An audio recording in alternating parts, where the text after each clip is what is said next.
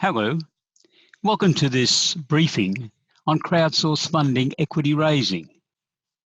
I want to start at the beginning so that you have an overview of what this legislation is all about.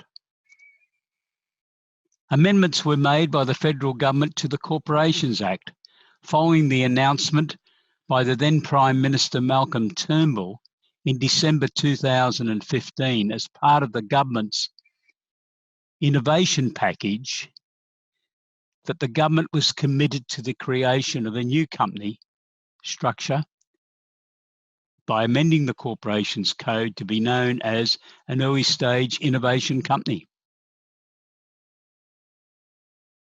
This legislation was originally prepared to encourage private companies to convert to be an unlisted public company. That didn't prove to be very popular in the marketplace. And by the 19th of October 2018, we had the commencement of crowdsourced funding equity raising applicable to small proprietary companies.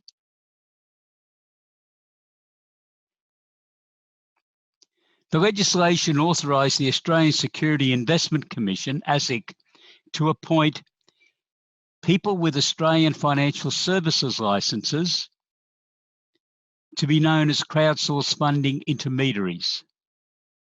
Currently, there are 14 intermediaries that have been appointed by ASIC to supervise the operations of crowdsourced funding equity raising. The intermediaries wear two hats. Firstly, the Prime Minister, then Treasurer, when he introduced this legislation, referred to the intermediaries as the gatekeepers on behalf of ASIC.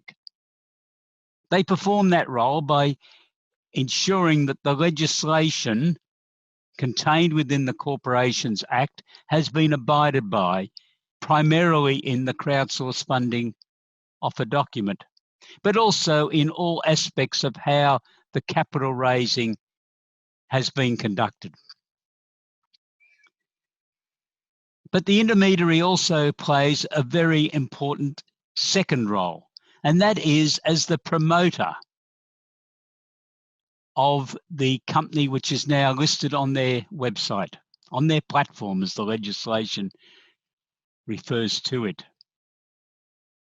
Each of the intermediaries has assembled 25,000 to 50,000 potential investors on their database. That what they intend to do is to contact those potential investors each time that the intermediary has uploaded a new company onto their website, a new company that is seeking to raise funding. So the intermediary not only acts as a gatekeeper, but very importantly, they are also a promoter, promoting a company's prospects for future success to the people who have listed with them on their website.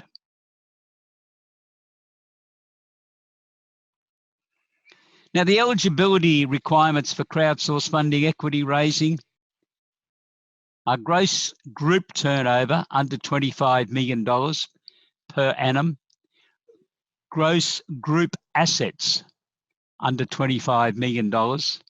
No member of the group can be listed on a stock exchange anywhere in the world, and no member of the group can be listed on a financial market outside of Australia. And the capital raising is not being used merely to build up a credit facility. The legislation requires the company that is raising the capital to be embarking on a business operation to earn profits, to pay dividends to the investors. Eligible companies can raise up to $5 million in a 12-month period. And if they've been successful and they wish to try to raise an additional $5 million, so long as the market supports them, they can go through the process all over again. They don't have to appoint the same intermediary. the next time if they don't wish to, but they could have a further discussion with the intermediary if they wanted to. Incidentally, the intermediary fees are not disclosed in the legislation. They are up for individual discussion between the intermediary and the company directors.